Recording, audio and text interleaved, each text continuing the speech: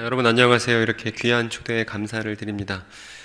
제가 위에서 이렇게 보니까요, 제가 나이가 제일 어린 것 같아요. 그죠? 다 저의 인생의 선배들이시고 저보다 신앙의 선배님들이 이 자리에 앉아 계셔서 이렇게 낮 시간에 함께 하나님의 이야기, 성경 이야기 할 수 있어서, 또 교회 이야기 할 수 있어서 기쁘게 생각합니다. 그런데 이제 이 자리에 계신 분들이 다 자매님들이다 보니까 저희 어머니 생각이 나요. 여러분 그러지 않으셨나요? 남편이랑 싸우고도 그럼에도 불구하고 저 사람 밉지만 밥 해주고 저 사람 섬겨줘야겠다 하면서 새벽에 나와서 기도하고, 아침마다 나와서 자녀들을 위해서 또 손자 손녀들을 위해서 기도하시면서 쭉 신앙생활 해오셨기 때문에 다들 이 자리에 계신 거 맞죠? 그죠? 저희 어머니랑 똑같죠?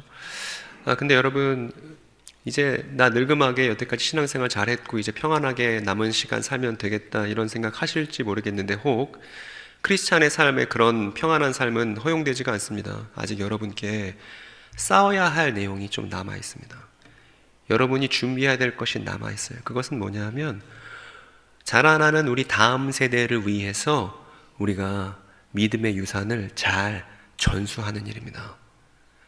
그런데 그 전수가 잘 안 됐습니다. 그래서 지금 큰 문제가 발생했는데, 그게 사이비 이단 문제예요. 그래서 그동안 사이비 이단이 이렇게 잘못됐습니다, 저렇게 잘못됐습니다, 많은 얘기들을 했습니다만, 사실은 사이비 이단이 이렇게 대한민국 사회 안에서 횡행할 수 있었던 것은 사실은 교회가 믿음의 유산을 다음 세대들에게 제대로 전수하는 일에 완전히 실패해버렸기 때문에 벌어지는 일이 이 사이비 이단 문제라고 우리가 바르게 문제인식을 가져야 한다는 거예요.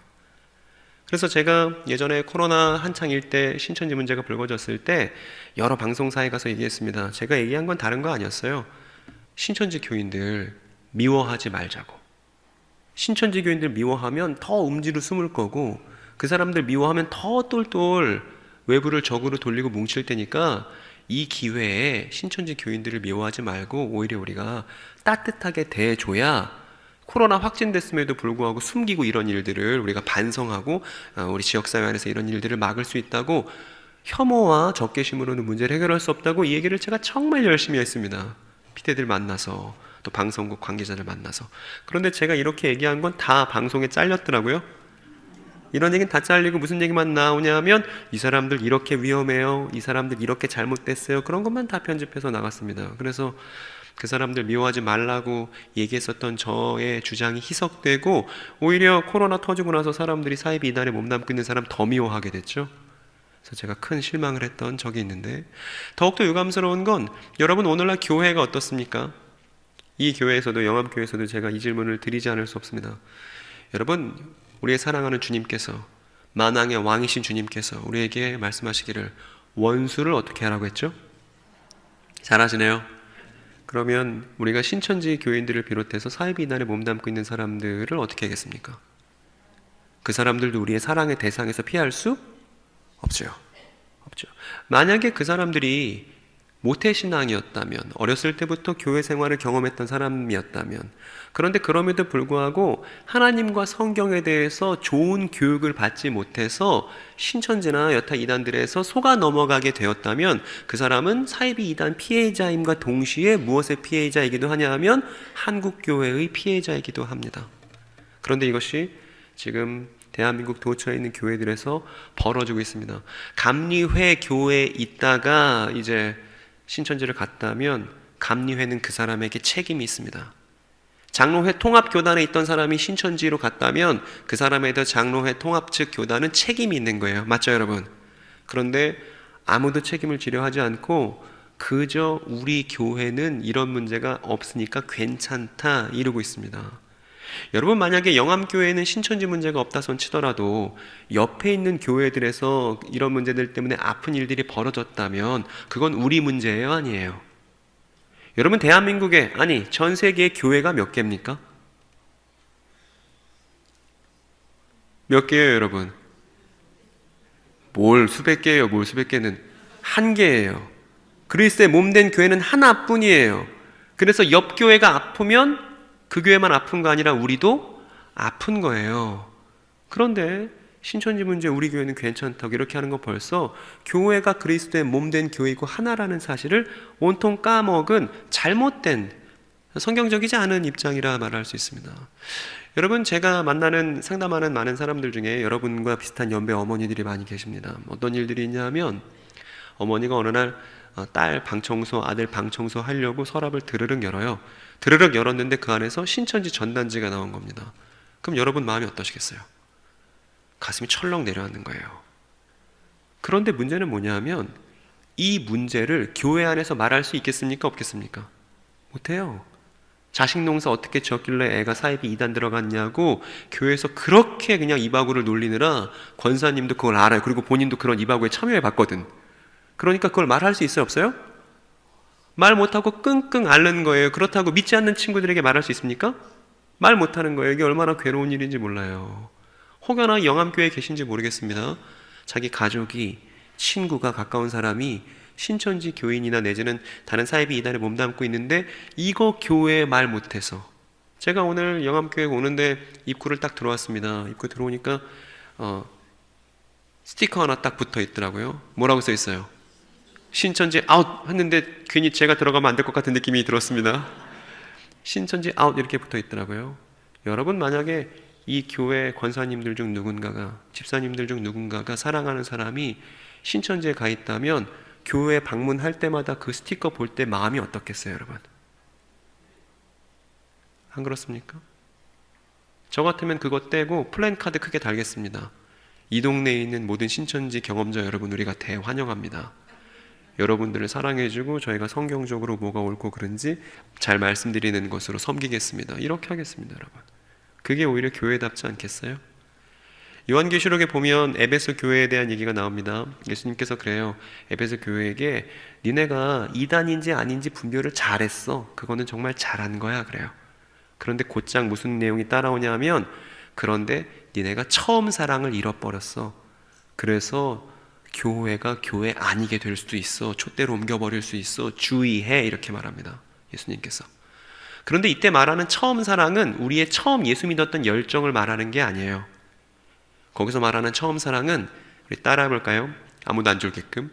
낯선 사람에 대한 환대. 그걸 교회가 잃어버리면 안 되는 거예요. 낯선 사람에 대한 환대를 지키면서도 사이비 이단인지 아닌지 분별을 잘하는, 성경 내용을 더 잘 알고 있으면서도 모든 사람을 사랑의 대상으로 끌어안을 수 있는, 이것이 예수를 따르는 교회 다음입니다, 여러분.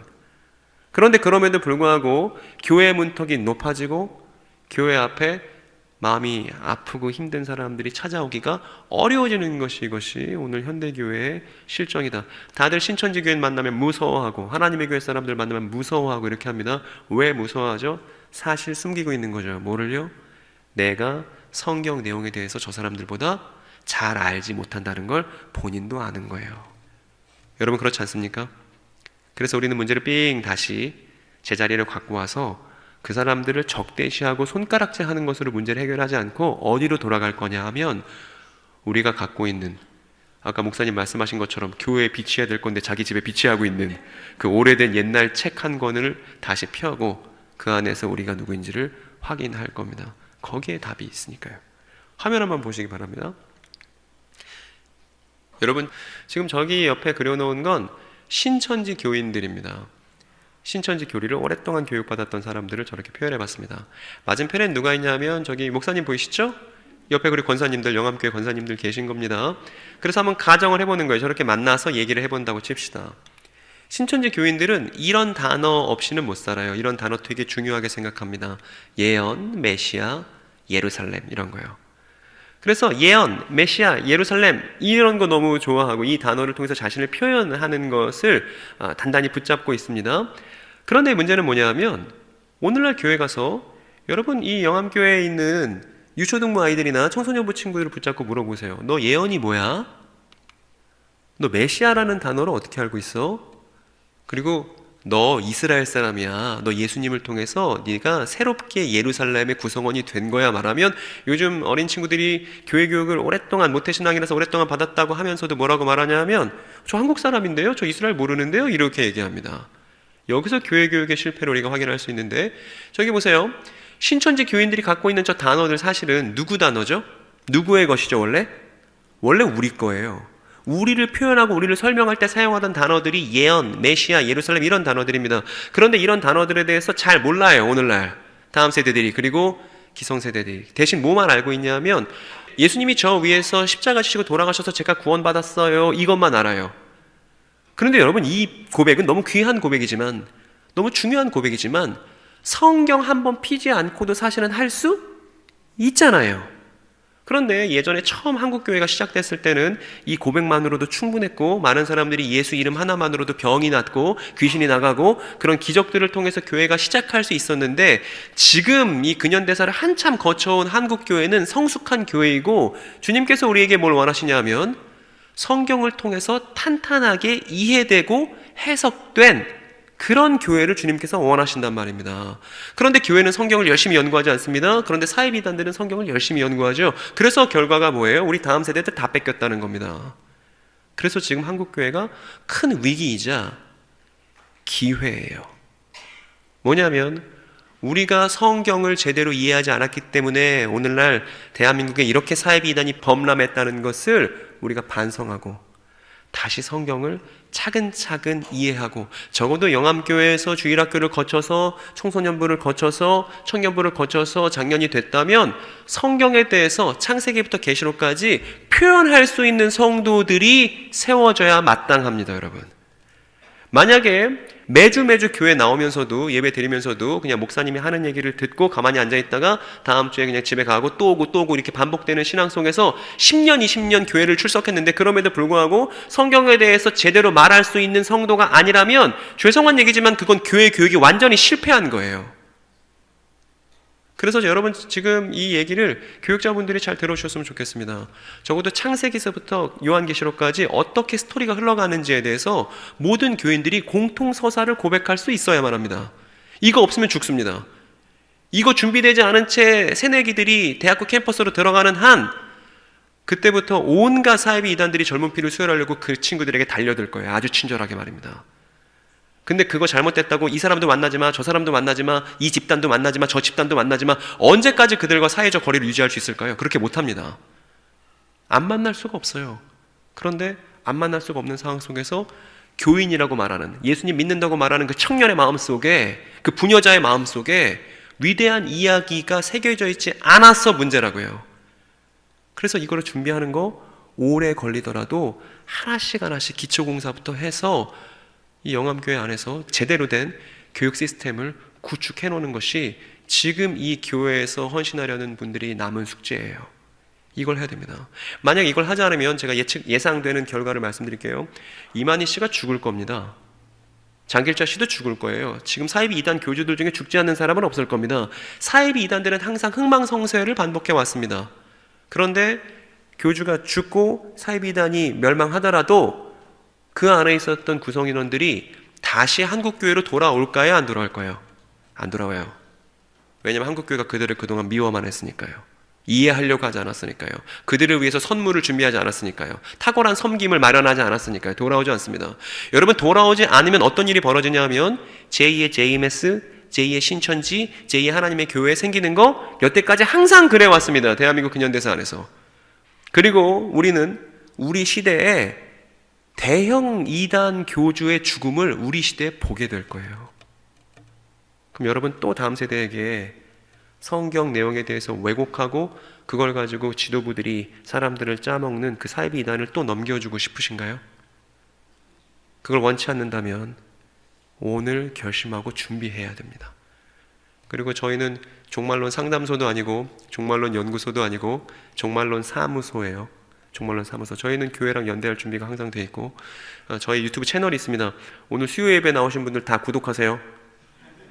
제발 쓸데없는 거 보지 마시고 뭐 제3성전이 어쩌니 뭐 제3차 대전이 어쩌니 제발 쓸데없는 얘기 하지 마시고 꼭 저희 종말론 사무소 검색하면 나오니까 구독하시고, 지금까지 했던 얘기들은 쭉 시리즈였고 모든 교회들을 다니면서 했던 강의들은 연속되어 있습니다. 성경 전반을 어떻게 이해해야 되는지부터 시작하는 그런 강의들이니까요. 꼭 여러분들이 잘 보시고 좋아요 누르시고 여기저기 공유해 주셨으면 좋겠습니다. 그렇게 하실 거죠?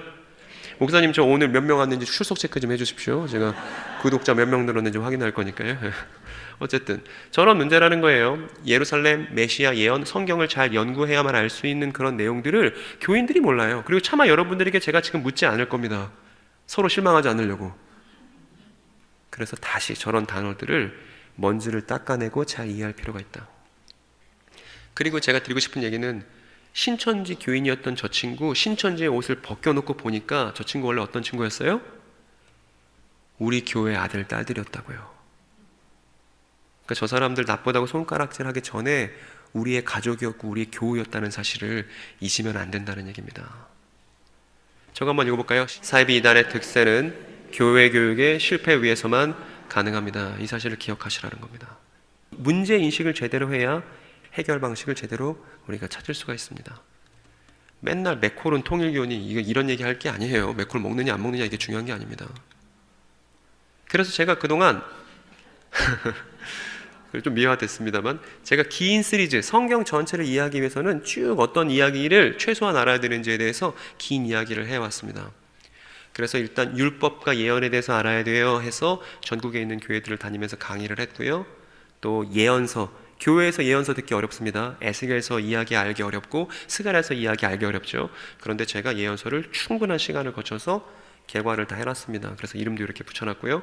그리고 우리가 성경을 보기 위해서는 반드시 역사 공부를 해야 되는데 최소한 이 정도는 알아야 한다고 유대인의 역사에 대해서도 제가 강의를 다 해서 재생 목록으로 만들어놨습니다. 그러니까 여러분들이 구독하시면 제 영상을 저 맨 꼭대기에 있는 것에서부터 토라 이야기의 밑그림부터 하나씩 이렇게 보시는 거예요. 그리고 지금 전국에 있는 여러 교회들에서 열심히 필기하면서 공부하는 많은 저희 지체들이 있습니다.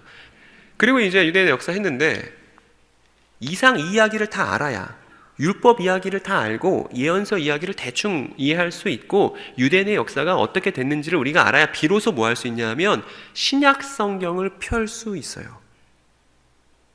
앞에 있는 율법 이야기랑 예언서 이야기를 모르고 유대인의 역사 이야기를 모르면 신약 성경을 피면 안 돼요. 앞에 있는 이야기를 모르고 신약 성경부터 해석을 해보겠다고 하는 게 누구의 방식이냐면 사이비 이단의 방식입니다. 그런데 교인들을 가만히 보면 교인들이 연초에 성경 읽기를 시작합니다. 창세기부터 이제 열심히 해보겠다고 펴요. 이제 아는 내용 나오니까 또 반갑습니다. 태초에 블라블라 나오죠. 읽다가 출애굽기 넘어가니까 뒤에 성막 짓는 데서부터 혼미해지기 시작하더니 레위기는 언감생심 펴지도 못합니다. 그러다가 이제 며칠 또 안 읽다가 다시 이제 심기일전 마음을 먹어야겠다. 아유, 나는 신약 성경이 좋더라 하면서 마태복음을 가잖아요. 근데 마태복음 가면 아브라함의 자손, 다윗의 자손, 예수 그리스도에 대한 얘기가 나오죠. 이건 단순히 아브라함과 다윗의 혈통적으로 예수가 나타났다 이 얘기를 하는 게 아니에요. 아브라함 이야기를 다 알고 그 아브라함에게 하나님께서 뭐라고 자손에 대해서 언약하셨는지를 다 알고 또 다윗의 자손에 대해서 뭐라고 언약하셨는지를 다 알아야 그 자손에 대한 언약, 아브라함 자손에 대한 언약, 다윗의 자손에 대한 언약을 마침내 이루기 위해서 예수께서 오셨다는 앞에 있는 구약 얘기를 쭉 해서 결말로 예수께서 나타나셨다는 얘기를 모든 복음서 초입에 시작하고 있단 말입니다. 그런데 앞에 있는 거 하나도 잘 모른 채 신약 성경부터 읽는 게 교회의 방식이었고 이건 사이비 이단을 막을 수 있는 방식이 아닙니다. 사이비 이단들에게 적절하게 복음서 이야기를 소개할 수도 없을 뿐더러 말이에요. 여러분 드라마 좋아하십니까? 저희 장모님, 장인어른 드라마 너무 좋아하십니다. 시골에서 농사 지으시는데 농사 끝나고 들어오시면 TV 앞에 항상 있어서 월화수목금 항상 하는 드라마들 있잖아요. 다 요일별로 보세요. 제가 여쭤봅니다. 드라마 이거 무슨 내용이에요? 저는 중간에서부터 봤으니까. 중간에서부터 드라마 본 사람은 재미 하나도 없습니다. 근데 처음부터 본 사람은 다 알아요. 아, 제가 못된 년이라고, 제가 나쁜 놈이라고 다 알아요. 드라마를 보듯이 앞에서부터 쭉 보고 그 스토리를 설명할 수 있으면 그 사람은 성경도 그렇게 설명할 수 있습니다. 근데 여러분, 들어서 끄덕끄덕 아는 거랑 내가 표현해 보는 거랑은 전혀 별개의 일이에요. 신천지 교인들은 신천지 센터에서 성경 내용 그릇된 이단 사설을 배우고 나면 꼭 뭐 하냐 하면 말하기 시간을 갖습니다. 하나님의 교회도 스피치 교재가 따로 있어요. 그래서 교인들이 말하게 훈련해 보는 기회를 자꾸 갖게 합니다. 그러면 본인이 말하다가 그 내용에 본인이 설득되죠. 그런데 오늘날 교회 어떻죠? 교회 교육의 문제를 여러 차원에서 우리가 조망해 볼 수 있겠습니다만, 교회 교육의 문제 중에 하나는 교인들이 표현하고 말할 수 있는 기회가 전무해요. 그래서 교회 20년 30년 다녀서 목사님 하는 설교 무슨 얘기인지 알겠어, 끄덕끄덕은 된단 말입니다. 근데 말해보세요, 한마디도 못해요. 그러면서 뭐라고 말하냐면, 목사님이 하는 거지, 전도사님이 하는 거지, 이럽니다. 여러분, 스데반이라는 사람 아시나요? 스데반이 이제 유대인들이 스데반을 살해하려고 땅을 파놓고서 거기다 몸을 묻어놨습니다, 반쯤. 그리고 돌로 던져서 죽이려고, 돌로 쳐서 죽이려고 그렇게 사형 집행을 준비할 때 유대 지도자들이 물었어요, 스데반에게. 마지막으로 할 말 있으면 좀 해보시오. 했더니 스데반이 마지막으로 뭐라고 말했는지 아세요? 저 같으면 여러분 저 오해한 거예요, 저 사실 나쁜 사람 아니에요, 이런 얘기 할 것 같습니다. 목숨 부지하고 싶어서. 근데 마지막으로 할 말 있으면 해보라 라는 말에 스데반이 뭐라고 얘기하냐면, 옛날에 있잖아요, 아브라함이라는 사람이 있었습니다 라고 성경 스토리를 쭉 드라마처럼 풀어요. 그리고 그 결말로 누가 오셨냐 하면 예수께서 오신 거예요 라고 성경 이야기를 합디다. 스데반이 목숨 걸고 그 이야기가 소중해서 했다면, 그리고 사도들의 전통, 초기 교회의 전통이 곧 오늘날 교회의 전통이어야만 한다면, 우리 역시 목에 칼이 들어와도 성경 이야기 표현할 수 있어야 하잖아요. 이거를 못해서 사이비 이단들이 이렇게 많아졌다고요. 우리 이웃들이 부득이하게 교회가 자랐으면, 교회가 정말 잘했으면 흘리지 않았어야 할 눈물을 교회가 이렇게 많은 이웃들을 눈물 흘리게 만들었다고요. 그러니까 적개심으로 손가락질 하기 전에 우리가 성경 이야기를 제대로 알고 표현하고 있는지를 돌아보자는 것입니다. 그래서 쭉 얘기를 하다 보니까 마가복음까지 왔고, 1장부터 쭉 지금 여러 교회들을 거쳐서 오늘 영암교회에서 몇 장 할 차례냐면 11장 할 차례가 온 거예요. 많은 교회들을 거쳐왔습니다. 그리고 아직은 제가 제 채널에 영상 업로드 하지 않았는데 편집할 시간이 없어서요, 곧 편집해서 이제 올려둘 겁니다. 마가복음 1장부터 이제 올라갈 거예요. 그럼 여러분들 꼭 잘 보시고 교인들끼리 같이 얘기 나누시고, 또 성경 직접 보시다가 모르는 거 있으면, 여러분 교역자들 뒀다 뭐예요? 교역자들 뭐 하는 사람들입니까? 여러분들이 성경 보다가 궁금한 거 있으면 괴롭혀야 되는 사람들이 교역자들이에요. 그렇게 섬기려고 교회에 있는 사람들이 목회자들입니다. 그러니까 여러분이 성경 보다가 이거 모르겠는데, 이거 잘 이해가 안 되는데 붙잡고 늘어져서 해결을 봐야 그 사람들이 교회에 있는 쓸모가 있지 않겠습니까? 여러분, 오늘부터 꼭 교역자분들 괴롭히셔야 됩니다. 아시겠어요?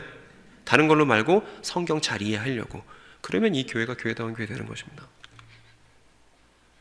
오늘 본론 이야기는 시작도 못했네요.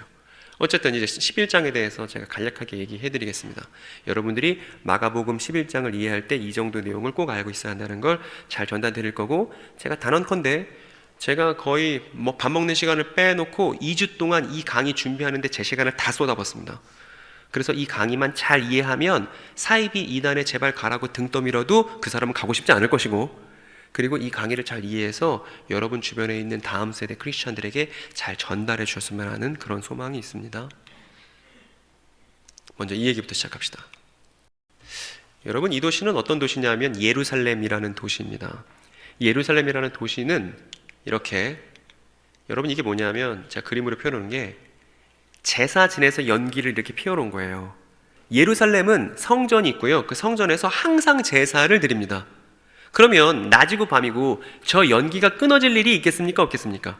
항상 연기가 올라가 있는 거예요. 그리고 그 연기가 하늘에 있는 하나님과 땅에 있는 이스라엘 사람들을 연결해 주고 있죠. 그러면 멀리서 저 성전에 있는 연기를 보면 무슨 생각할까요? 이스라엘 사람들이? 역시 우리 민족이 한 분 하나님과 연결된 사람들이구나 라는 자부심이 있었을 겁니다. 그런데 그런 자부심이 있음에도 불구하고 온갖 자기들이 하고 싶은 대로 범죄란 범죄는 다 저질렀습니다. 그러다가 누가 등장했냐 하면 이 사람 눈물의 예언자라고 말하는 사람이에요. 누굽니까 여러분? 그렇죠, 예레미야죠. 예레미야가 뭐라고 예언했냐 하면 이렇게 예언했습니다. 혹시 여러분 글자 크기가 잘 보이시나요? 예, 보이시면 한번 같은 목소리를 읽어볼까요? 그러나 유다 왕 시드기야와 그의 대신들을 비롯하여 예루살렘에 남은 사람들과 이 땅에 남은 사람들과 이집트 땅으로 간 사람들은 아주 나빠서 먹을 수가 없는 나쁜 무화과처럼 만들어, 아무리 하나님과 연결되어 있다고 자부심 갖고 우리가 하나님의 백성이야, 우리가 하나님께 제사 드리는 제사장 나라야 이런다 할지라도 하나님의 뜻대로 살지 않으면 하나님께서 뭐처럼 만들겠다고 말씀하셨냐 하면 나쁜 무화과처럼 만들어 버릴 거야 라고 저기 무화과가 써 있죠. 즉 하나님의 사람들, 하나님의 도시인 예루살렘은 저 무화과 나무로 표현되는 것이 이 예레미야의 말하는 방식이었습니다. 즉 예루살렘은 무화과 나무로 표현이 되었다. 무화과 나무 혹은 무화과 열매로 표현되었다는 것입니다. 그런데 저 예레미야가 열심히 수십 년간 그러지 말라고 말했음에도 불구하고 이스라엘 사람들 고집을 안 꺾었죠. 그러다 무슨 일이 벌어졌냐 하면 예루살렘이 바벨론에 의해서 멸망했고 하나님과 연결되는 그 성전의 연기를 피웠던 그 성전은 다 깡그리 무너졌습니다. 이게 BC 586년에 있었던 일입니다. 그래서 죄를 고집하는 예루살렘은 아주 나빠서 먹을 수 없는 무화과라고 그 예레미야를 보면 우리가 확인할 수가 있어요. 그래서 이 내용, 여러분 지금 제가 말씀드렸던 예레미야가 하나님께 반역하는 예루살렘을 나쁜 무화과로 비유했다는 거 여러분 알고 계셨습니까? 알고 계셨습니까? 제가 이거를 인터넷에서 찾아봤습니다. 잘 정리된 자료가 있나 했더니 너무 정리가 잘 돼 있는 웹페이지가 있더라고요. 지금 제가 갖고 왔습니다. 그래서 정리를 참 잘 해놨군 쭉 읽는데 마크가 이렇더라고요. 하나님의 교회 지식 사전 해서 하나님의 교회에서 성경 내용을 정리해서 누구나 볼 수 있게끔 그렇게 만들어 놨습니다. 그래서 오늘날 현대 이단들은요, 교리적 이단, 신학적 이단이에요. 즉 공부 많이 하는 이단이다 이겁니다. 연구 많이 하는 이단. 그래서 그런 이단들을 상대하기 위해서는 교회 역시도 공부를 많이 해야 되는데 교회가 공부하기 싫은 반지성주의에 오랫동안 매몰되어 있었기 때문에 공부하는 버릇을 잘 닦지 못했습니다. 그래서 지금이라도 늦지 않았다는 얘기를 또 드리고 싶고, 여러분 저거 정리가 되게 잘 돼 있거든요. 지금 제가 여러분께 설명드렸던 내용 꼼꼼하게 다 빠뜨리지 않고 정리해놨습니다. 그런데 쭉 그 내용을 읽어가다 보면 내용이 어떻게 마무리되냐면요, 이렇게 마무리가 돼요. 앞에는 맞는 내용이에요. 이스라엘 역사에 대한 내용입니다. 예레미야에 대한 내용이에요. 그런데 정리 잘 해놨군. 쭉 따라가니까 맨 마지막에 뭐라고 결론을 내냐면, 그러므로 안상홍님은 무화과나무 예언에 따라 이 땅에 등장하신 재림 그리스도다 하면서 막 지금 현대 이스라엘에 대한 역사를 막 연결시켜서 사람들을 헷갈리게 만들었더라고요. 여러분, 그러니까 그 사람들을 섬기고 그 사람들에게 제대로 된 지식을 전달하는 일로 섬기려면 우리 역시 성경 내용에 해박해야 되는 거예요. 저는 공부 못하겠는데요? 아니에요. 교회니까 해야 된다고요. 어쨌든 여러분, 그 뒤에 얘기를 해드리면 그렇게 성전이 다 무너지고 예루살렘이 다 폐허가 됐는데요, 다시 예루살렘을 지었어요. 이렇게요. 여러분, 성전 지었으면 뭐부터 했겠어요? 여러분, 다시 연기부터 피워서 우리가 한 번 하나님과 연결되어 있다는 걸 확인했겠죠. 그리고 예루살렘, 저 성전 중심으로 하는 도시를 잘 재건했습니다. 그런데 재건한 도시에 어떤 일이 벌어졌냐 하면, 여전히 이스라엘 사람들은 포로라서, 지금 제가 그려놓은 저 사람은 헤롯이에요. 헤롯 왕이고요. 이 사람은 빌라도입니다. 여전히 로마의 입김에 의해서 예루살렘이, 하나님의 도시인 예루살렘이 통치당하는 그런 일들이 벌어졌습니다. 유대 지도자들이 있었지만 저 로마가 꽂아줬던 사람들의 눈치를 계속 봐야만 했던 것이 재건된 예루살렘의 형편이었어요. 그래서 저렇게 유대 지도자들이 있고 또 다수의 유대 민중들이 있었습니다. 근데 이 유대 민중들은, 그리고 저 유대 지도자들과 민중들 사이엔 중간 지식인들이 있었습니다. 여러분들 이 중간 지식층의 이름을 잘 알 거예요. 바리새인, 율법학자, 이런 사람들이 다 저 중간에 있는 사람들입니다. 그래서 이 민중들과 지도자들의 입장이 조금 달랐는데요, 민중들은 뭘 주장했냐면요, 이렇게 얘기했어요. 삶이 너무 녹록지 않고 힘드니까 메시아가 오셔서 좀 이렇게 힘들고 어려운 상황을 고쳐주셨으면 좋겠다, 이렇게 생각했습니다. 그런데 한편 유대 지도자들은 입장이 어땠을까요? 메시아가 오는 게 좋았을까요? 안 좋았을까요? 여러분 생각해 보십시오. 어떤 고을에 탐관오리가 있습니다. 그 탐관오리가 다른 사람들 다 짜먹고 막 사람들 힘들게 만들고 갈취하고 막 이러고 있어요. 민중들은 암행어사 나타나는 걸 바래요, 안 바래요? 바라죠. 근데 탐관오리는 싫죠. 딱 똑같은 그 마음이에요. 그래서 이 유대 지도자들, 그리고 중간 지식인들은 메시아 문제 아니지, 우리한테 문제는 저 이방 로마가 우리를 지배하는 게 문제지, 지금 내 메시아가 대수냐? 설령 메시아가 온다 해도 우리의 검증을 받아야 돼, 이렇게 교만한 마음을 갖고 있었던 게 당시 예수님 당시의 예루살렘 상황이었다는 거예요. 그런 와중에 예루살렘 주변의 도시에는, 유대 도시에는 과부들, 고아들, 귀신 들린 사람들, 병든 사람들로 드글드글 하고 있었습니다.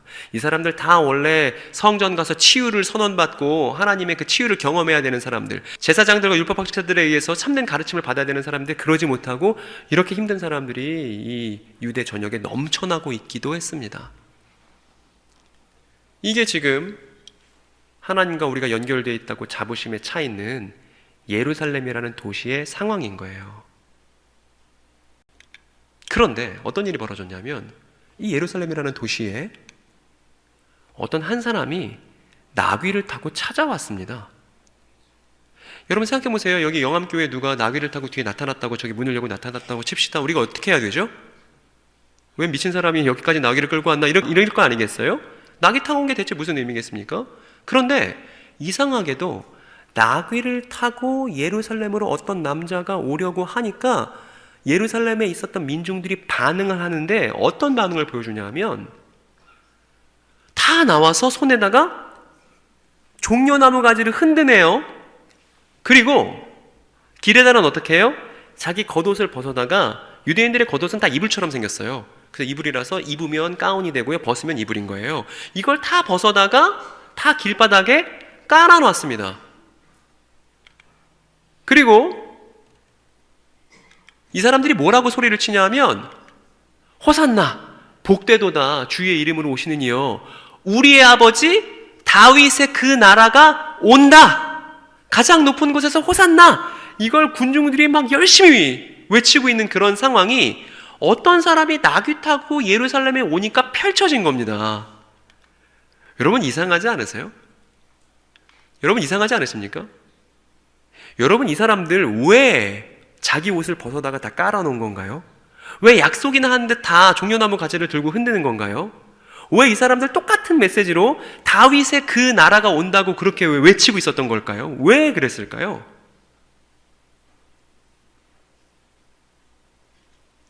일단 여러분 의견보다 이만희 씨 의견을 먼저 말씀을 드릴게요. 저는 이만희 씨인데 뒤에 신천지 교인들이 있죠. 이만희 씨가 오랫동안 40년 동안 뭐라고 가르쳐 왔냐 하면, 구약 성경에 예언들이 있다, 예수님이 나귀 타고 오신다, 임마누엘이라고 한다, 이런 예언들이 있다. 그래서 이 구약 예언들을 예수님께서 이루셨다, 이렇게 가르칩니다. 이 말 맞아요, 틀려요? 맞죠? 틀린 걸 딱히 찾기가 어렵지 않습니까? 그런데 이 다음에 뭐라고 얘기하냐면, 이제 저기 이제 목사님과 가끔 이런 경우들이 있습니다. 신천지 교인들이 교회 찾아와서 목사님 만나고 싶다고, 성경 토론하고 싶다고 뭐 이렇게 찾아오는 경우들이 있습니다. 근데 그때 목사님이 막 당황하셔갖고 나가라고 막 소리 지르면 안 되는 거예요. 왜냐하면 그렇게 오는 거 담력 훈련하려고 온 거거든요. 그러니까 그렇게 오면 따뜻하게 맞아주고 잘 오셨다고, 얘기하고 싶었다고, 교육자실 데려가서 차 이제 대접하고 무슨 얘기하고 싶은지 들어보겠다고, 잘 들어보시고 저희한테 연락 주시면 됩니다. 당황하지 마시고. 그래서 저런 얘기들을 한단 말입니다. 그런데 저 얘기가 어떻게 확장되냐 하면, 저렇게 예수님이 구약 예언을 이루셨듯이 신약에도 예언이 있는데, 요한계시록도 예언이고 예수님 재림에 대한 내용들도 있고 또 영의 보혜사에 관련된 내용이 있는데, 이건 내가 이루는 거야, 이렇게 가르쳐 왔어요. 40년간. 아까 하나님의 교회랑 전략이 똑같죠. 앞에는 성경적으로 틀린 게 없는 것 같은 얘기를 하다가 결론이 어때요? 해괴하죠. 그래서 맨날 이만희 씨가 이런 얘기 많이 합니다. 구약 예언은 예수님께서 다 이루신 거고요, 이제 신약 예언은 내가 이룹니다, 이렇게 주장해 온단 말입니다. 그래서 이 신천지 교인들은, 지금 10만 명이 육박하는 신천지 교인들은 다 저걸 믿고 있어요. 예수님은 구약을 이루신 분이고 이제 우리 선생님께서 신약을 이루실 거야, 이렇게 생각한단 말입니다. 예수께서 십자가 달려서 다 이루었다 말씀하셨잖아요. 그걸 신천지 교인들은 어떻게 이해하겠어요?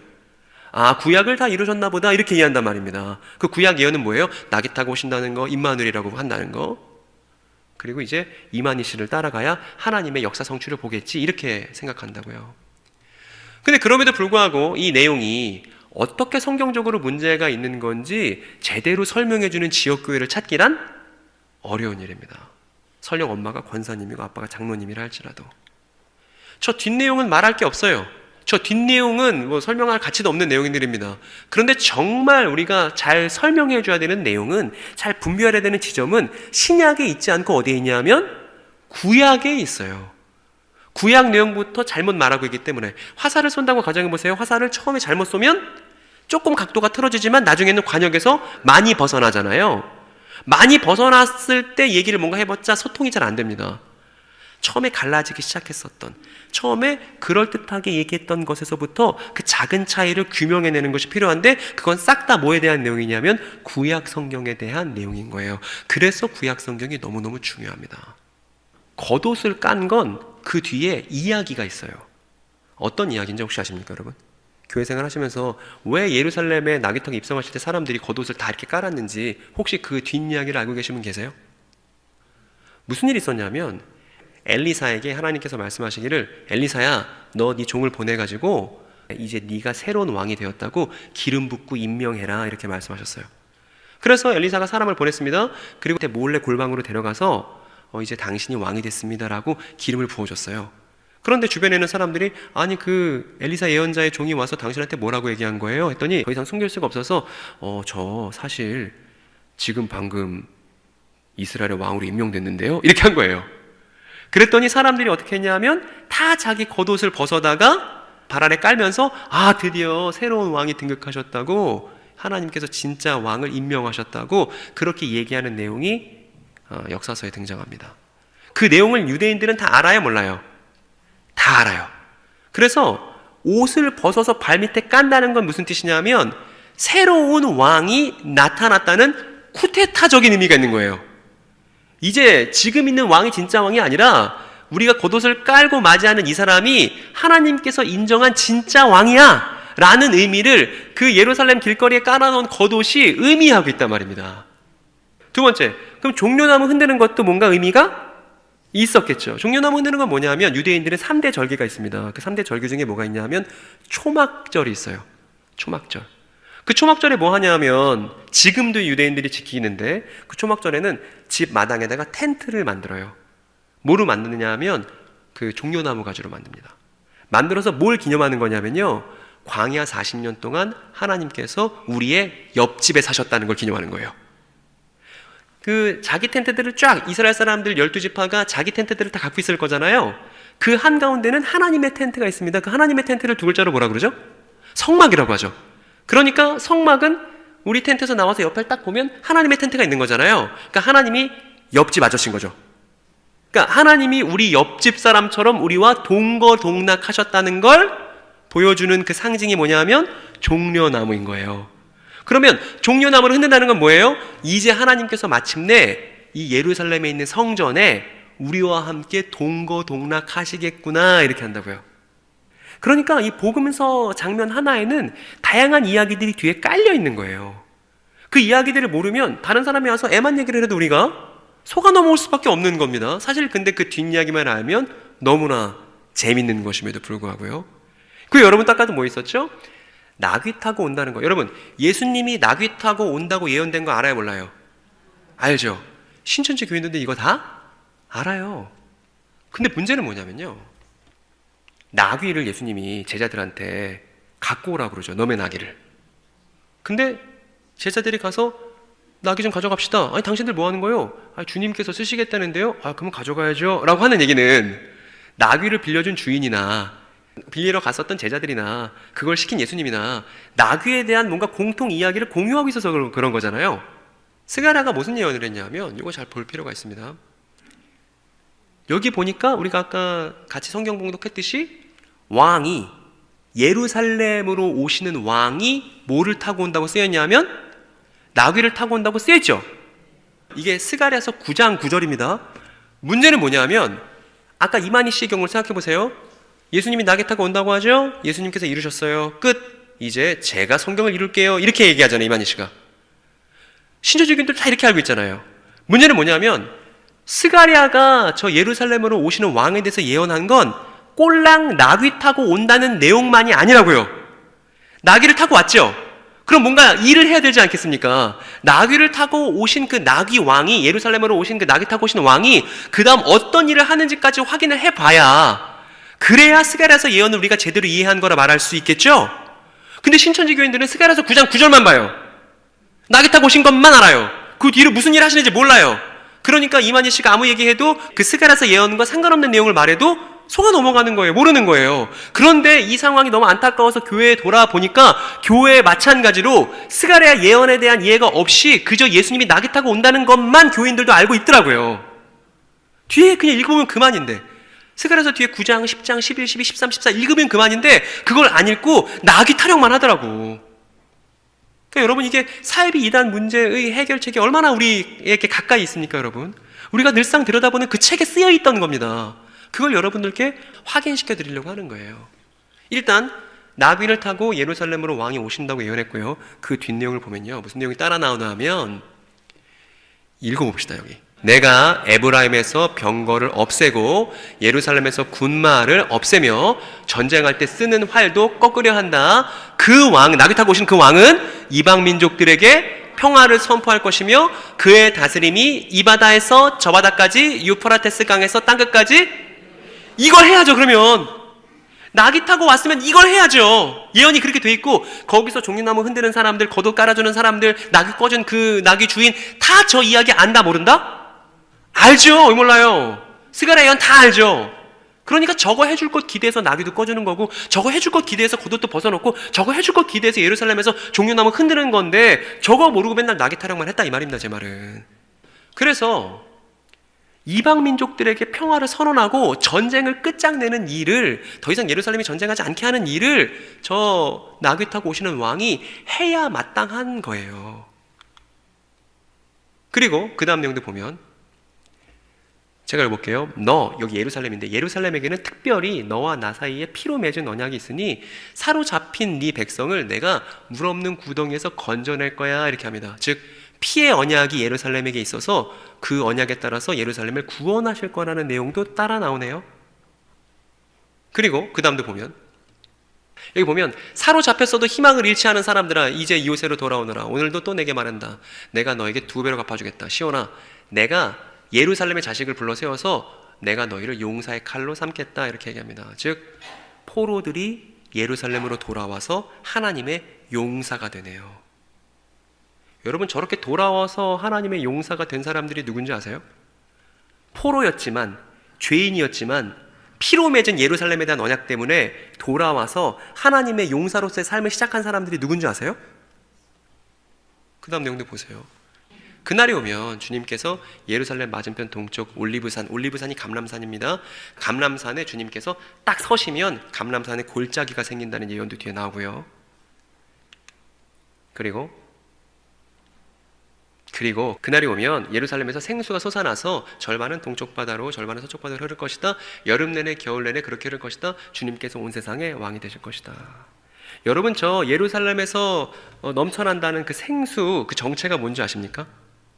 아까 제가 성가대 찬양을 인상 깊게 들었습니다. 저 생수 뭔지 아세요?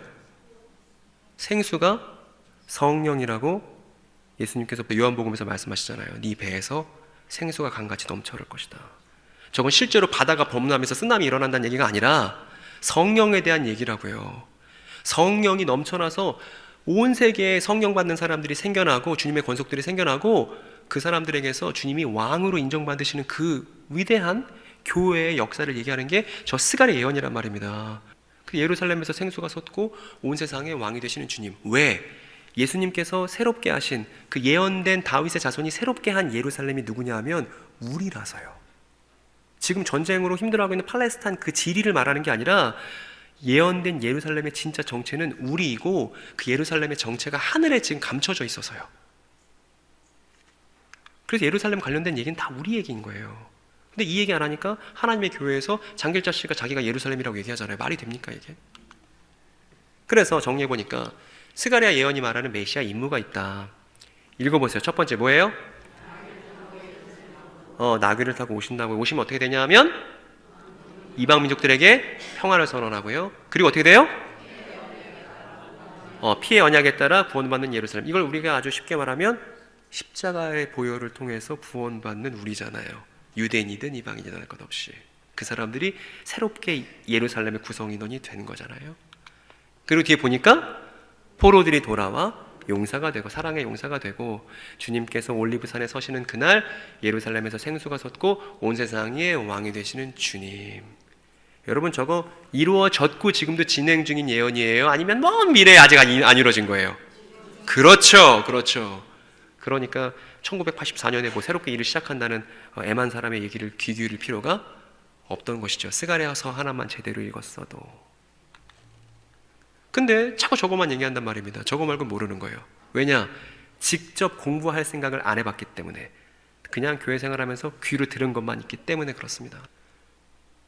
저런 얘기 잘못된 얘기죠. 들을 필요가 없습니다. 밑에 내용까지 다 설명할 수 있어야죠. 밑에 내용까지 어떻게 성취된 건지, 하나님이 말씀하신 예언들은 소중하니까 어떻게 저 내용이 예수와 우리를 통해서 성취되었는지 설명할 수 있어야죠. 교회라면 말입니다. 메시아는 저런 일을 하시는 분입니다. 정명석 씨가 단에 서서 그러더라고요. 내가 메시아야 그럽니다. 그럼 물어봐야죠. 나귀 타고 오셨나요? 평화를 선언하셨나요? 피해 언약이 있으신가요? 물어봐야 되지 않습니까? 근데 그런 거 안 하고 메시아 했더니 거기서 아멘하고 있는 사람들이 아직도 저 월명동에 잔뜩 모여 있습니다. 너무 딱해요. 그래서 오늘 내용을 좀 정리를 해봐야 됩니다. 나귀 타고 예수님이 오셨을 때 사람들 머릿속에 다 무슨 생각해요?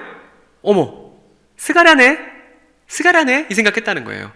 여러분, 그리고 성경에 원래 장과 절이 없었어요. 그래서 누구는 9장만 알고 누구는 10장만 알고 이게 불가능한 거예요. 그냥 쭉 드라마처럼 알고 있었기 때문에 예수님이 나귀 타고 오자마자 어머, 스가랴네, 이제 이방 민족들에게 평화를 선언하고 포로들이 돌아오며 이제 왕이 되어서 성전에 사시겠구나, 이런 스가랴서의 비전들을 다 머릿속에 떠올렸을 거란 말입니다. 저 유대인들 모두가 말이에요. 단 하나만 몰랐죠. 저 나귀 타고 오신 분이 왕이 되시는 방법이 고초를 받고 죽음당하는 방식이 꼭 필요하다는 것만 몰랐지, 그것 빼고 나머지 내용들은 다 알았던 겁니다. 여러분, 저기 있는 거 한번 큰 소리 같이 읽어볼까요? 시작! 예수께서 나귀를 타고 오신 것은 예언 성취의 전부가 아닌, 그래요. 이제 여러분들이 이해한 표정이에요. 제가 마음이 한결 가벼워집니다. 그리고 이거 하나 남았잖아요. 이것도 설명드렸죠? 그때 사람들이 소리를 쳤습니다. 뭐라고 소리를 쳤냐 하면 다윗의 그 나라가 온다 이렇게 했잖아요. 무슨 일이 있었냐면 옛날에 다윗이 이제 예루살렘에서 평화가 와서 그 평화를 누리고 있었습니다. 그러고 나서 이제 창밖을 내다보니까 그땐 성전을 아직 안 졌을 때예요. 성전을 아직 안 짓고 여전히 뭐가 있었냐면 아까 그 허름한 하나님의 텐트, 40년간 그 광야를 뚫고 오느라 허름해진 그 텐트 하나가 덩그러니 있는 거예요. 성막이. 근데 다윗이 자기 집은 의리의리하거든요. 그러니까 기분이 너무 안 좋은 거예요. 아니, 나는 이렇게 의리의리한 집에 사는데 하나님의 집은 저렇게 텐트 꼴랑 있으니까 너무 속상하다. 그래서 다윗이 뭐라고 하나님께 얘기하냐면, 하나님, 제가 집 지어드릴게요. 그래요. 제가 멋있게 집 지어드릴게요. 하나님의 집 지어드릴게요. 그래요. 하나님의 집 하면 두 글자로 뭐게요? 성전이죠. 제가 성전 지을게요. 그래요. 근데 하나님께서 나단이라는 예언자를 보내셔서 뭐라고 말씀하시냐면, 다윗, 너 마음은 기특한데 너는 성전 못 져. 대신 누가 지을 거냐 하면 다윗의 자손, 네 몸에서 나온 다윗의 자손이 지을 거야. 이렇게 말씀하십니다. 요거는 중요한 거니까 같이 낭독할 필요가 있습니다. 같이 봅시다. 내가 네 몸에서 나올 자식을 후계자로 세워서 그의 나라를 튼튼하게 하겠다. 바로 그가 나의 이름을 드러내려고 성전 지을 것이며 나는 그의 나라의 왕위를 영원토록 튼튼하게 하여 주겠다. 나는 그의 아버지가 되고, 그렇죠. 아까 우리가 얘기한 거 다 나왔잖아요. 다시 한번 정리를 해보면 이거 너무 중요해서요. 성경에 똑같은 본문 2번 나와요. 정리해 볼게요. 다윗의 자손 언약이라고 이걸 부를 수 있는데 뭐 한다고 했죠? 다윗의 자손이 뭐 한다고요? 첫 번째 뭐예요? 성전 건축은 두 번째입니다. 첫 번째, 나라를 어떻게 한다고 했죠? 그렇죠. 나라를 영원히 튼튼. 그러면 저렇게 나귀 타고 오신 왕이 오셔서 나라가 한번 생기면 그 나라는 망하는 나라예요, 안 망하는 나라예요? 그게 교회라고요. 안 망하는 나라. 첫 번째. 두 번째 뭐예요? 그리고 저 다윗의 자손을 뭐라고 다른 표현으로 부를 수 있어요? 하나님의, 그렇죠. 좋습니다. 그렇습니다. 이거예요. 이거 너무 중요한 겁니다. 그래서 마태복음 딱 처음에 보면 아브라함의 자손, 다윗의 자손, 예수 그리스도 얘기했을 때 저 나라를 영원히 튼튼하게 하고 성전 짓고 하나님의 아들 되시는 분이 왔다는 얘기를 하는 거예요. 단순히 혈통적인 얘기를 하는 게 아니고요. 정리해볼게요. 요 그림. 그리고 하나씩 다시 설명드리면, 겉옷 깐 거 왜 그런 거냐면, 겉옷 깐 이야기, 길에 깔아둔 겉옷, 아까 제가 설명드렸잖아요. 기억나시죠? 그리고 그 다음으로 종려나무까지도 말씀드렸죠. 종려나무까지는 초막절을 상징하는 겁니다. 그래서 하나님이 우리 옆집 아저씨라는 거예요. 그래서 종려나무는 성전에 사시는 하나님과 동거동락. 그리고 근데 예수님께서 낙에 타고 오실 때 사람들이 호산나! 다윗의 나라가 드디어 온다! 이렇게 얘기하잖아요. 그러면 그 낙에 타고 온 사람이 누구라는 거예요? 마침내 예언된 다윗의 자손이라는 거예요. 그래서 그 다윗의 자손이 뭐 할 거냐면 성전을 깨끗하게 하고 성전 다시 짓고 이 예루살렘 나라를, 이스라엘 나라를 영원히 튼튼하게 해줘서 우리의 살림살이를 나아지게 해주겠구나라는 기대 속에서 외친 게 그 메시지라고요. 보세요. 여러분 다 이해되시죠? 버벅대지만 우리 머릿속에선 쌩쌩 돌아가고 있죠?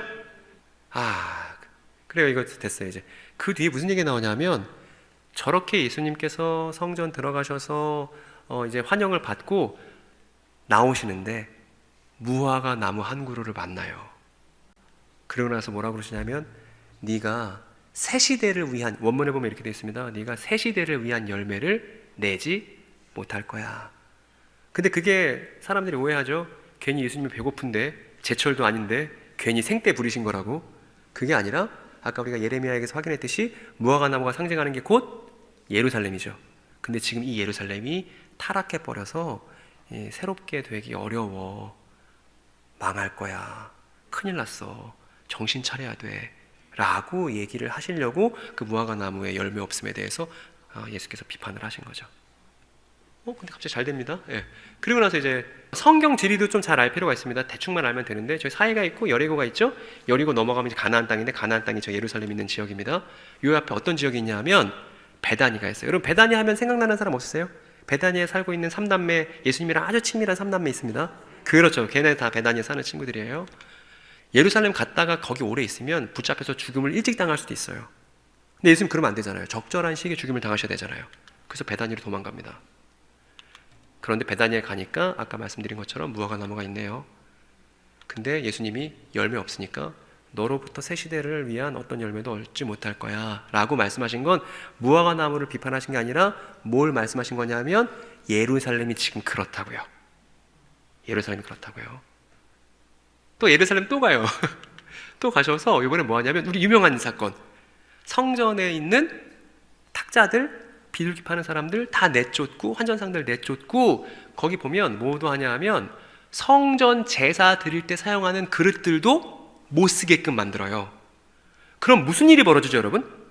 제사를 24시간 항상 드려야 돼. 근데 저렇게 제사를 못 드리게끔, 제사 기구들을 못 나르게끔 예수께서 막으셨다면 사상 초유로 유대 성전에 어떤 일이 벌어지죠? 더 이상 저 연기가 끊임없이 올라갈 수가 이렇게 되죠. 여러분, 저건 유대인들에게 너무나 끔찍한 일이에요. 왜냐하면 저렇게 성전 연기가 끊어졌던 건 예전에 바벨론이 침공해갖고 예루살렘이 싹 다 폐허가 됐을 때만 연기가 끊어졌잖아요. 근데 예수님이 오셔서 연기를 끊어버리셨습니다. 아주 잠깐입니다만. 이건 무슨 얘기냐면, 너희가 더 이상 하나님의 백성답지 않다니까 깨닫고 돌아오라는 그런 예언자적인 메시지인 거예요. 단순히 예수님이 니네 장사하지 마라 그 얘기가 아니고, 니네 여기 돈 받고 뭐 하지 마라 이게 아니라, 예루살렘이 총체적으로 문제가 있으므로 내가 이 예루살렘의 총체적인 문제를 아주 상징적인 액션으로 드러내겠다고 지금 하신 거죠. 지금 저 성전 이제 기능을 다 했다고, 이제 새로운 성전을 내가 지을 거라고.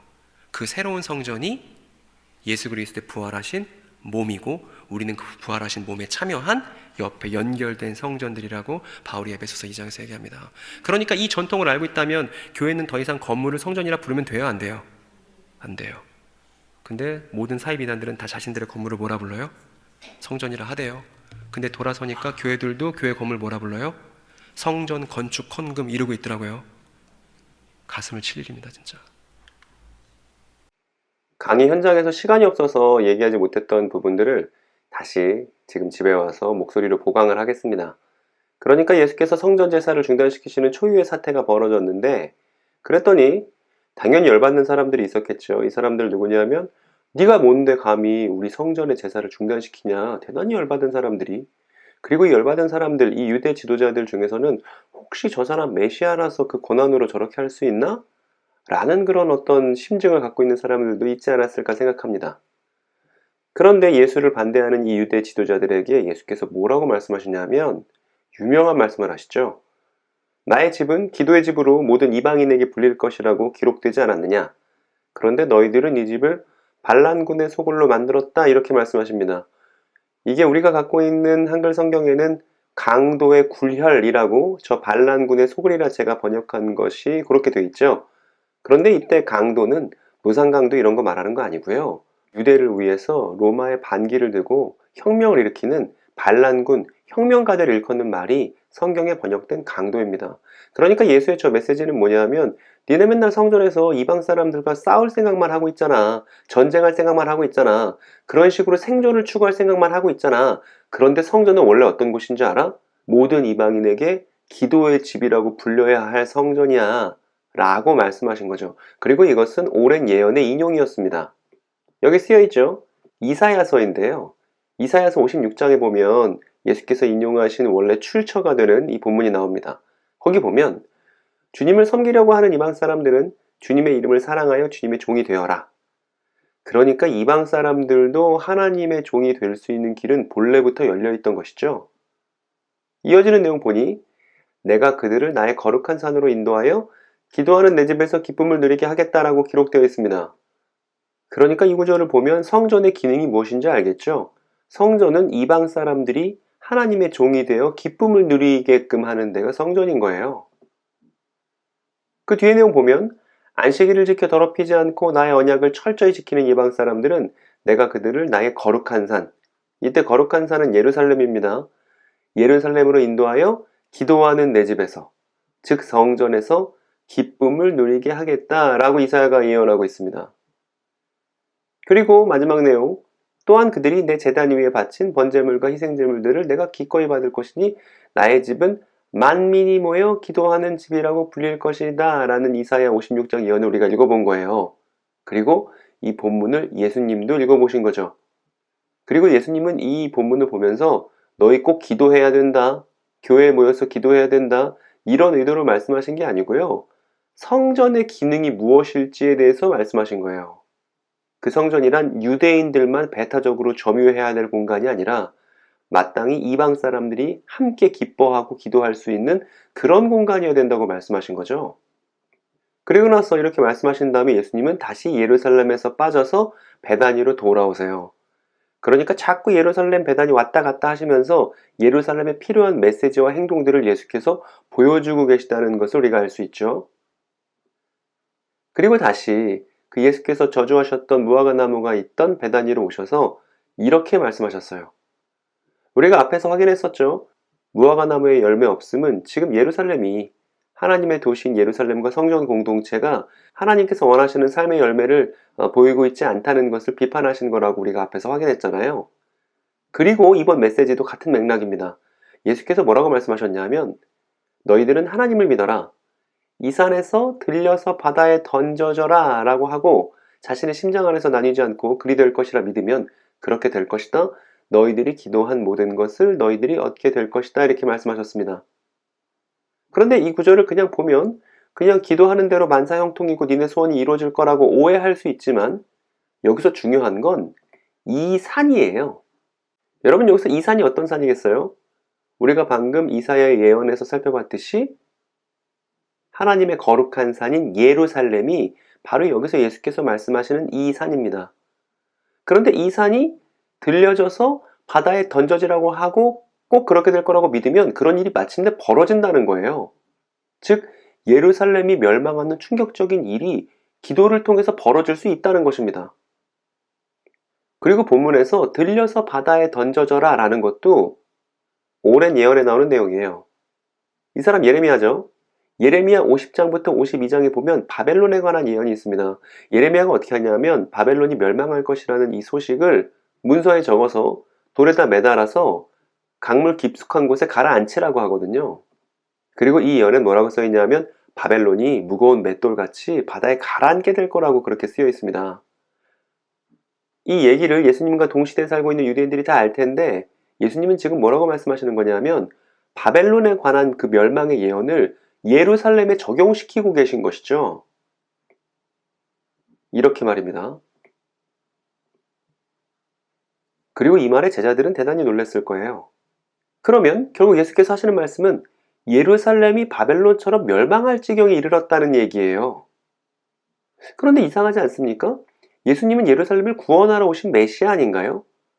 그럼 예루살렘은 멸망하는 건가요? 아니면 구원을 받는 건가요? 그리고 예수는 다시 성전을 찾으셨습니다. 그랬더니 성전에선 이미 예수에 관한 소식들로 난리가 났고 바리새인들과 서기관들이 예수를 찾아와서 묻습니다. 대체 어떤 자격으로 성전에서 그런 일들을 했느냐? 이렇게 묻습니다. 그런 일 아니죠. 그런 일들이니까 여러 일들을 예수께서 하신 거죠. 지금 예루살렘과 베드아니를 왔다 갔다 하시면서 말입니다. 그러니까 어떤 일들이냐면 요런 일들이죠. 예수께서 마치 스가랴에 예언된 메시아처럼 사람들에게 호산나 환영을 받으며 예루살렘에 입성한 일과 그리고 성전 제사를 중단시키는 초유의 사태를 벌인 일과 그리고 성전 지도자들에게 감히 성경을 인용하며 성전이 이방인들과 함께 기뻐하며 기도해야 되는 공간이어야 된다고 그렇게 말씀하신 이 모든 일들에 대해서 이 바리새인과 서기관들이 묻기를 대체 무슨 권한으로 당신이 그런 일을 한 것입니까? 이렇게 묻습니다. 그랬더니 예수께서 뭐라고 답변하시냐 하면 나 요거 하나만 니네들이 답변해주면 나도 답변을 줄게. 요거 하나만 잘 답변해봐. 세례 요한의 세례는 하늘의 세례냐? 사람의 세례냐? 요거 하나 물으셨습니다. 그런데 이건 예수께서 유대 지도자들의 곤경을 잘 알고 계셨기 때문에 물었던 거예요. 이 유대 지도자들이 만약에 세례 요한의 세례를 부정한다면 지금 민중들은 이 유대 지도자들을 제외한 민중들은 다 세례 요한의 세례를 믿고 있거든요. 그 세례가 이사야서에 나오는 세례이고 하나님을 맞이할 준비를 하는 진실한 세례라는 거 알고 있고 세례 요한은 하나님의 예언자를 인정하고 있기 때문에 다 그에게서 세례를 받지 않았습니까? 그런데 유대 지도자들은 세례 요한이 불편해요. 세례 요한을 인정하면 본인들의 권위와 정당성이 사라지기 때문입니다. 그래서 본인들의 입장에 솔직하게 이 유대 지도자들이 세례 요한의 세례 우리 안 믿지 우리 그거 부정해 라고 말하면 민중들의 지지를 잃어버리게 됩니다. 민중들은 세례 요한을 너무 좋아하니까 말이에요. 그러니까 유대 지도자들이 우리는 세례 요한의 세례 인정 못해 라고 말 못하는 것은 본인들의 지위, 권위 때문이죠. 그런데 만약에 세례 요한의 세례를 인정하게 되면 어떻게 되냐면 지금 눈앞에 있는 예수를 메시아로 인정하는 것이나 다름없게 됩니다. 왜냐하면 세례 요한이 바로 내 뒤에 오시는 그분이 언약의 사자이고 메시아라고 선언했거든요. 그러니까 지금 유대 지도자들은 예수의 이 한 가지 질문에 곤경에 빠진 거예요. 본인들의 지위와 권위를 지키기 위해서 본인들의 입장대로 말할 수도 없고 그렇다고 세례 요한의 세례를 인정할 수도 없는 곤경에 빠진 겁니다. 그리고 이 곤경은 뭐 때문에 빠진 거냐면 본인들의 지위와 권위가 지금 눈앞에 있는 예수의 진실보다 중요하기 때문에 이 사람들이 걸려 넘어지게 된 것이죠. 그래서 고작 꺼낸다는 말이 모른다예요. 청문회에선 정치인과 똑같죠? 뭔가 곤란하면 모른다고 말하는 게 상책인 줄 알고 있습니다. 그때 사실은 알고 있었으면서. 그랬더니 예수께서도 말씀하십니다. 그럼 나도 할 말 없지. 근데 사실 이 대화 속에 이미 예수께서 전달하고 싶은 메시지는 다 전달된 거죠. 그리고 이 유대 지도자들 중에 마음에 찔린 사람도 있지 않았을까 생각해 봅니다. 그래서 오늘 우리가 다룬 마가복음 11장 전반에 대한 내용을 다음과 같이 한번 요약해 보겠습니다. 꼭 필요한 내용들 다시 한번 정리해 볼게요. 먼저는 사이비 이단 문제는 교회가 성경을 깊이 이해할 때 비로소 해결 국면을 맞을 수 있다는 것입니다. 제가 앞에서 하나님의 교회도 인용하고 신천지도 인용하고 JMS에 대한 얘기도 잠깐 언급했잖아요. 이 모든 사이비 이단의 문제들은 교회가 성경 이야기에 대해서 깊이 이해하지 못하고 제대로 표현하지 못할 때 그런 지역사회에서 벌어지는 것이 사이비 이단의 창궐입니다. 그러니까 이걸 반대로 생각하면 교회가 성경을 깊이 이해하고 표현하는 것이 사이비 이단 문제의 해결책이다 라고 볼 수 있죠. 그리고 두 번째로 우리가 성경을 깊이 이해한다고 말할 때 그건 어떤 거냐면 복음서의 한 장면이 구약의 여러 이야기들을 배경으로 두고 있다는 걸 알고 있는 거예요. 그래서 저는 한 가지 예를 제시했을 뿐입니다. 예수께서 낙이 타고 입성하시는 장면 한 장면 안에서도 스가랴의 예언도 있었고 예후가 왕으로 인정받는 사건도 있었고 다윗의 후손 언약도 있었고 여러 이야기들이 그 뒤에 깔려 있었잖아요. 이 구약의 여러 이야기들을 배경으로 신약을 제대로 읽어내는 것이 이것이 복음서를 깊이 이해하는 것이고 이것이 예수를 또한 깊이 이해하는 길입니다. 이런 설명이 교회 안에서 또 교회를 통해서 지역사회에 공론화되어야 된다는 거예요. 그리고 이것이 교회 교육입니다. 이렇게 교회 교육을 바로 세우기 위해서는 당대 유대인의 입장에서 복음서의 배경이 되는 신약 성경을 읽기 위해서 반드시 필요한 구약 성경 이야기를 잘 이해하는 것이 첫 단추가 됩니다. 그럼 다시 권사님들과 함께 썼던 강의 현장으로 돌아가 보도록 하겠습니다. 끝났습니다. 오늘 이제 얘기를 정리합시다. 여러분 뒷내용 너무 궁금하시죠? 궁금하세요? 안 궁금하세요? 궁금해요? 억지로 제가 물어보는 거 아니고? 뒷내용 너무 재밌는데 뒷내용 이제 마가복음 11장 다 못했고 뒷내용 남아있는데 뒷내용은 우리가 구독자들을 위한 영상으로 남겨놓겠습니다. 예. 여러분 이 시간 제가 드리고 싶은 얘기 결론 맺고 오늘 얘기 마치려고 합니다. 성경 이야기를 재밌게 알고 그리고 이 이야기 안에서 우리 자신을 발견하고 이 지역사회 안에서 이야기를 잘 공론화하는 건 누구에게 주어진 영광스러운 직무냐 하면 오늘날 제사장 나라인 저와 여러분들이 갖고 있는 직무입니다. 이건 짐이 아니에요. 너무나 가벼운 기쁜 예수님과 동행하는 길이에요. 여러분 생각해 보세요. 자녀들 양육해 보셨으니까 알잖아요. 게임하지 마 하면 자녀들 뭐 하고 싶어요? 머릿속에 게임만 남죠? 사이비 난 가지마 나빠 그러면 나중에 애들이 어떻게 하는지 아세요? 내가 직접 만나봤는데 그 사람도 너무 좋던데 이럴 겁니다. 그게 아니라 우리가 이 이야기에 너무 기뻐서 우리가 이 이야기 너무 좋아서 옆에 있는 사람들에게 자연스럽게 설명하고 표현할 수 있는 우리의 소망이 되어야만 해요. 그래야 지역사회에 그렇게 예수의 이야기가 우리의 입술을 통해서 이야기로 공론화될 수 있어야 이 지역사회를 교회가 진실한 이야기로 지킨다고 말할 수 있을 겁니다. 이 시간 제가 잠깐 기도하겠습니다. 두 가지를 기도할 텐데 하나는 사이비 2단에 있는 친구들을 위해서 잠깐 여러분 기도해 주셨으면 좋겠습니다. 그 친구들이 깨닫고 돌아올 수 있도록 해달라고, 힘든 시간들이 길어지지 않게 도와주시라고. 두 번째는 그 친구들을 위해서 교회가 사랑과 진실로 준비를 갖출 수 있게 해달라고, 그렇게도 잠깐 기도했으면 좋겠습니다. 우리 잠깐 기도하시고 제가 기도하고 마무리하겠습니다.